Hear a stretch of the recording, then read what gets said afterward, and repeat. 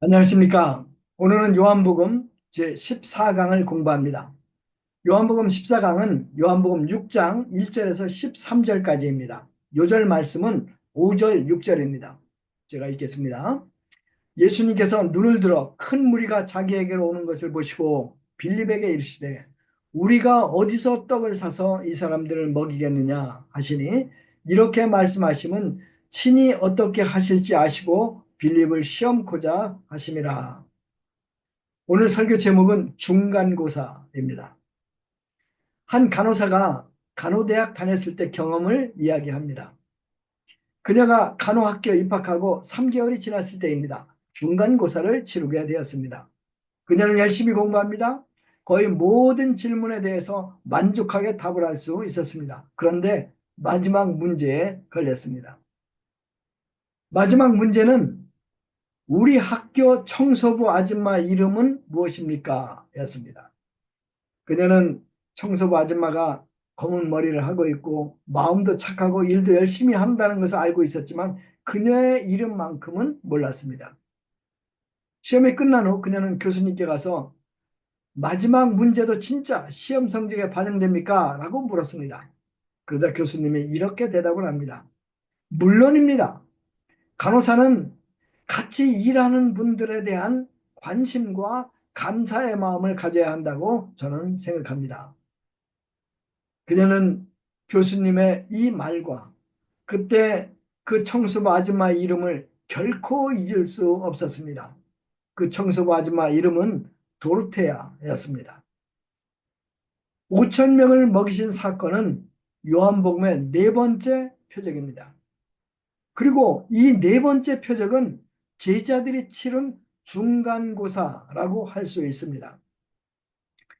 사복음서 저자들 모두 이 중간고사 경험을 이야기합니다. 12제자들 그들에게 이 시험만큼은 결코 잊을 수 없는 경험이 되었던 것입니다. 1파트 시험 문제 1절에서 6절입니다. 1절을 보십시오. 그 후에 예수님께서 디바리아 갈릴리 바다 건너편으로 가시매 5장 1절에 유대인의 절기가 9월에 열리는 초막절을 의미한다면 5장 사건과 6장 사건 사이에 약 반년이라는 시간이 흘렀습니다. 다른 복음서의 기록에 따르면 예수님께서는 제자들을 둘씩 둘씩 전도 실습을 보내십니다. 그들을 파송하실 때 예수님께서는 제자들에게 돈이나 배낭이나 먹을 양식이나 두 벌 옷을 가지고 가는 것을 엄격하게 금하십니다. 제자들은 예수님 말씀에 순종해서 오직 하나님만을 믿고 열심히 전도 사역을 합니다. 그런데 이 첫 전도 여행 대성공이었습니다. 제자들은 복음을 전하며 많은 기적도 행했습니다. 그들은 전도여행을 마치고 돌아와서 자기들이 행한 엄청난 일들을 신나게 예수님께 보고합니다. 예수님 기쁘셨습니다. 그런데 제자들을 보니 너무 피곤해 보였습니다. 그래서 그들에게 오랜만에 우리 한적한 곳에 가서 소풍을 하자 하고 소풍을 떠나십니다. 때는 6월절 직전 꽃피는 4월이었습니다.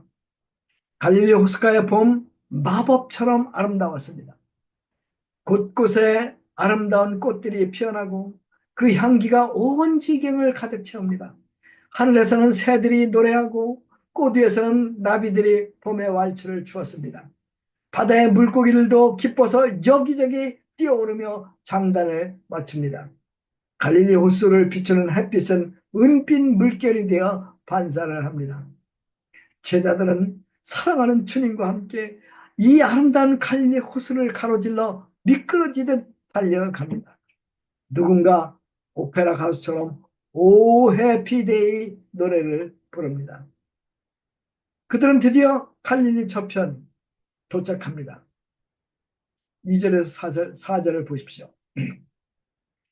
큰 무리가 따르니 이는 병자들에게 행하시는 표적을 보았습니다. 예수님께서 산에 오르사 제자들과 함께 거기 앉으시니 마침 유대인의 명절인 유월절에 가까운지라. 큰 무리가 어떻게 알았는지 예수님을 따라왔습니다. 그런데 그들은 예수님을 알고자 온 것이 아니라 예수님이 행하시는 표적 때문에 왔습니다. 14절, 15절 보면 기적을 체험한 그들은 예수님을 왕으로 만들어 매일 빵을 공짜로 공급받고자 합니다. 예수님께서 그들에게 빵을 공급하는 것을 거절하자 그들은 다 예수님을 떠나버립니다. 이처럼 기적을 추구하던 사람들 나중에 빌라도 앞에서 십자가에 못 박으시오 라고 소리쳤습니다. 그런데 예수님은 이 사람들을 어떻게 영접하셨습니까? 5절에서 6절을 보십시오. 예수께서 눈을 들어 큰 무리가 자기에게로 오는 것을 보시고 빌립에게 이르시되 우리가 어디서 떡을 사서 이 사람들을 먹이겠느냐 하시니 이렇게 말씀하시면 친히 어떻게 하실지를 아시고 빌립을 시험하고자 하심이라.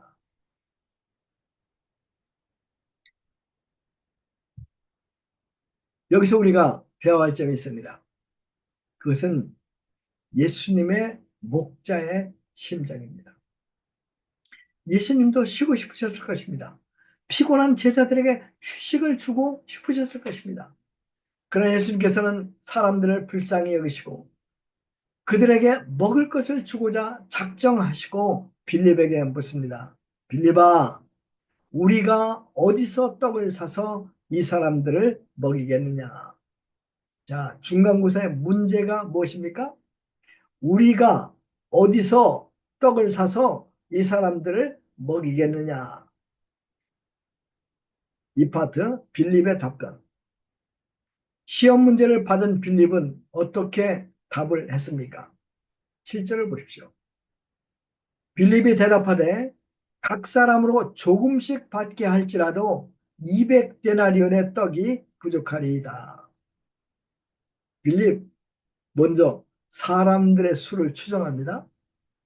남자만 약 5천 명 정도로 여자들과 아이들을 함께 계산하면 약 2만 명이 되었을 것입니다. 이 2만 명의 군종을 먹이기 위해 얼마나 많은 돈이 필요한지 계산을 합니다.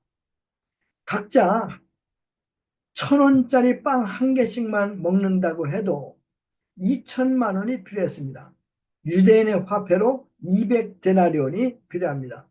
1데나리온은 노동자 하루 품삯으로 약 10만 원 정도라고 계산하면 2천만 원이 됩니다.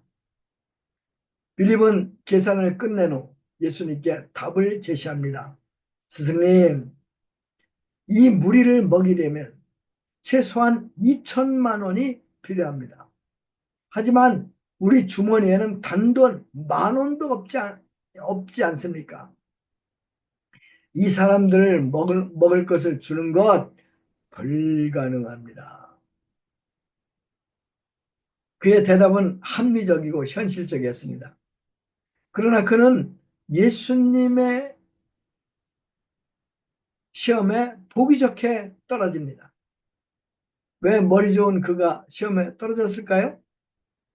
두 가지 이유를 찾을 수 있습니다. 첫 번째, 그의 계산에는 가장 중요한 예수님이 빠져 있었습니다. 그는 사람 수를 세는 것과 음식값을 계산하는 데 능숙했지만 가장 중요한 예수님을 계산에 넣지 않습니다. 두 번째 문제는 그는 질문 자체를 정확하게 이해하지 못했습니다. 예수님께서 우리가 어디서 떡을 사서 이 사람들을 먹이겠느냐? 이것이 질문이에요. 예수님의 질문 포인트는 어디서 떡을 사서입니다. 그런데 빌립의 대답은 각 사람으로 조금씩 받게 할지라도 200데나리온의 떡이 부족하리이다. 예수님은 어디서? 라고 물으셨는데 그는 무엇으로? 라고 대답을 합니다. 왜 머리 좋은 빌립이 예수님의 질문을 정확하게 이해하지 못했을까요? 그것은 그에게 어찌하든지 먹이고자 하는 목자의 심정이 없었기 때문입니다. 목자의 심정이 없었기 때문에 그는 사람들을 먹이지 못하는 이유를 찾았습니다. 어떻게 하면 빨리 돌려보낼까 생각을 했습니다. 결국 그는 중간고사에 낙방을 합니다. 안드레의 답을 보겠습니다. 8절, 9절 함께 읽겠습니다. 제자 중 하나 곧 시몬 베드로의 형제 안드레가 예수께 여짜오되 여기 한 아이가 있어 보리떡 5개와 물고기 2마리를 가지고 있나이다. 그러나 그것이 이 많은 사람에게 얼마나 되겠사옵니까? 여러분, 이 장면을 한번 머릿속으로 상상해 보십시오. 군중들이 빌립이 대답한 후에 예수님께서 무엇이라고 말씀하실까 긴장하며 예수님을 주목하고 있습니다. 긴장과 정적이 흐릅니다. 그때 불쑥 안드레가 보리떡 5개와 물고기 2마리를 가지고 있는 어린 아이를 예수님께 데려옵니다. 그리고 말합니다. 여기 한 아이가 있어 보리떡 5개와 물고기 2마리를 가지고 있나이다. 그러나 이것이 이 많은 사람에게 얼마나 되겠사옵니까? 안드레? 참으로 엉뚱하지 않습니까? 긴장했던 군중들 크게 웃기 시작했을 것입니다. 이 엉뚱한 안드레 모자라도 한참 모자라는 것 같습니다. 그런데 예수님께서는 그의 답을 최고 점수 A 플러스를 주셨고 그가 가지고 온 오병이어로 2만 명을 먹이셨습니다. 그러면 안드레는 어떻게 이 시험에 합격할 수 있었을까요? 첫 번째, 그는 예수님의 목자의 심정을 이해합니다. 예수님은 안드레에게 직접 묻지 않았어요. 빌립에게 물었지 않습니까? 그러나 어찌하든지 무리를 먹이고자 하시는 예수님의 그 목자의 심정, 그것이 그의 가슴에 전달되어 옵니다. 그래서 안드레는 먹이고자 하니까 먹을 것을 찾았어요. 그러다가 마침내 빵 5개와 물고기 2마리를 가지고 있는 어린아이를 발견합니다. 그는 그 아이를 예수님께 데리고 옵니다. 그리고 안타까운 마음으로 말합니다. 이것으로 어떻게 안 되겠습니까?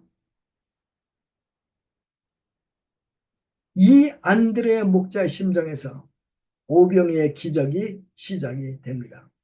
그렇습니다. 기적은 언제든지 목자의 심정에서 출발합니다. 청교도의 창시자는 존 녹스예요. 스코틀랜드의 존 녹스. 그는 원래 로마 카톨릭 사제였습니다. 그런데 1540년 부흥사 조지 위샤트를 만나고 그의 설교를 통해서 그는 복음을 영접하고 이제 개종해서 그와 함께 일을 했습니다. 위샤트는 1546년 3월 1일 순교자로 사망을 합니다. 죽기 전에 그는 존 녹스의 손을 붙들고 스코틀랜드의 종교개혁을 부탁하네 하고 죽었습니다. 존 녹스는 정말 죽기를 각오하고 천주교와 맞서 싸우며 스코틀랜드 종교개혁을 이루고자 합니다. 그러나 이 싸움 도저히 이길 수 없는 싸움이었습니다. 프랑스 군인들에게 붙잡혀서 노예선에 노예로 노를 젓게 되었습니다. 언제 풀려날지 모르는 노예가 되어버린 것입니다. 그런데 하나님의 은혜로 4년 만에 기적적으로 풀려납니다. 풀려난 그는 스코틀랜드에 옵니다. 그리고 종교개혁을 완수합니다. 그러면 그가 어떻게 이 큰 일을 할 수 있었을까요? 저는 그 대답을 그의 기도에서 찾았습니다. 1559년 그가 스코틀랜드로 다시 돌아왔을 때 그는 하나님께 이렇게 기도합니다. 오 하나님, 나에게 스코틀랜드를 주십시오. 그렇지 않으면 나에게 죽음을 주십시오.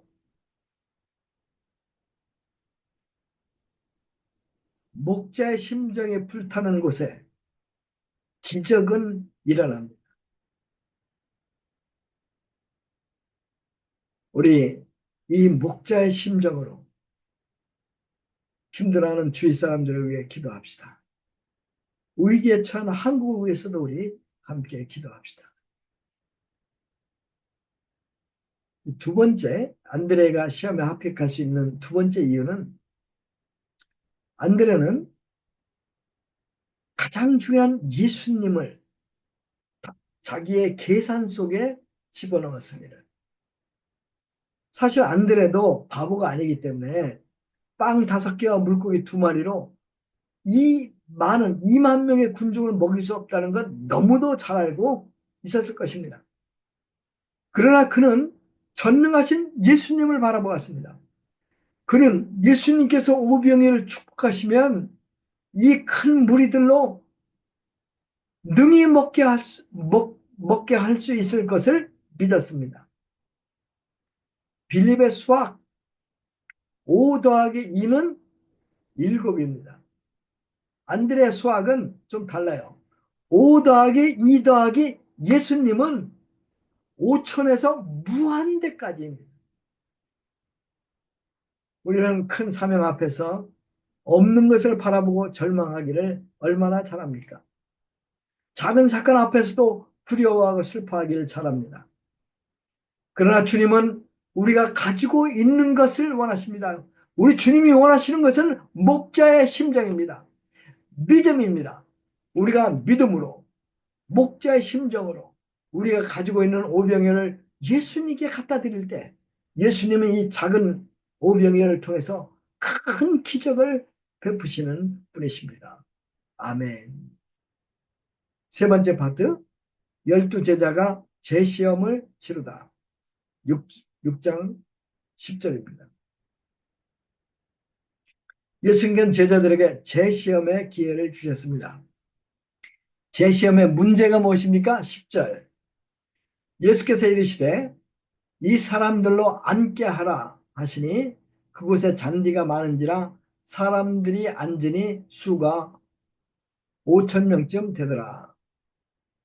다른 누가복음에 보면 예수님께서 50명씩 앉히라고 이렇게 제자들에게 명령을 합니다. 그들은 남자만 5천으로 여자 어린이 합하면 최소한도 2만 명은 되었습니다. 이제 50명씩 2만 명을 나누면 약 400그룹이 됩니다. 400의 그룹이 되죠. 그런데 사람들로 하여금 50명씩 앉히는 일 결코 쉽지 않습니다. 제자들에게 정말 믿음이 필요했습니다. 왜 그럴까요? 왜냐하면 아직 빵이 없기 때문입니다. 빵을 산더미같이 쌓아놓고 50명씩 앉히는 거 쉬워요. 근데 지금 빵이 없지 않습니까? 사람들은 당연히 왜 우리가 50명씩 앉아야 합니까? 라고 물었을 것입니다. 그러면 제자는 대답을 해야 되죠. 어떻게 대답해야 했을까요? 우리는 곧 식사하게 됩니다. 라고 대답했을 거예요. 군중들이 다시 묻습니다. 그러면 어디 빵이 있습니까? 이제 제자들은 이렇게 대답을 할 수밖에 없었겠죠. 예수님께서 여러분들에게 빵을 주실 것입니다. 예수님을 믿으십시오. 그 대답을 400번 이상 제자들은 할 수밖에 없었습니다. 그런데 같은 대답을 400번 이상 하다 보니 모두 정말 그런 믿음을 갖게 됩니다. 이 믿음으로 그들은 제시에 합격을 합니다. 네 번째 파트 상급 11절에서 13절이죠. 시험을 잘 치르면 상을 받습니다. 제자들도 상을 받았어요. 무슨 상을 받았을까요? 첫째로 배고픈 큰 무리에게 빵을 줄 수 있었어요. 이 역사에 쓰임받는 은혜를 받았습니다. 두 번째는 그들은 각자 빵이 가득 담긴 광주리 하나씩 받았습니다. 마지막으로 그들이 받은 상급, 그들은 예수님이 어떤 분인가 하는 것을 깨달았습니다. 예수님이 어떤 분이십니까? 예수님은 주이십니다. 요한 저자는 예수님께서 정말 주님이심을 6절에서 이렇게 선포합니다. 6절 말씀을 한번 주의 깊게 살펴보십시오. 6절 이렇게 말씀하심은 친히 어떻게 하실지를 아시고 빌립을 시험하고자 하심이라. 이렇게 말씀하시면 친히 어떻게 하실지를 아시고 빌립을 시험하고자 하십니다. 죄인은 자기가 무슨 짓을 하는지 알지 못합니다. 그런데 예수님은 자신이 무엇을 하시는지 알고 계십니다. 5천 명을 먹이는 일, 그의 계획에 포함되어 있었습니다. 예수님께서는 그것을 이미 준비하셨습니다. 그리고 그 계획대로 그것을 실행하신 것입니다. 그런 면에서 오병이와 어린아이를 준비하신 분이 예수님이시지 않습니까? 사랑하는 성도 여러분, 예수님은 당신이 친히 어떻게 하실지를 알고 계시고 주권자로 역사하시는 분이십니다. 예수님은 처음이요 마지막이요 어떤 상황에서도 주님이십니다. 우리는 이 주님을 믿어야 합니다.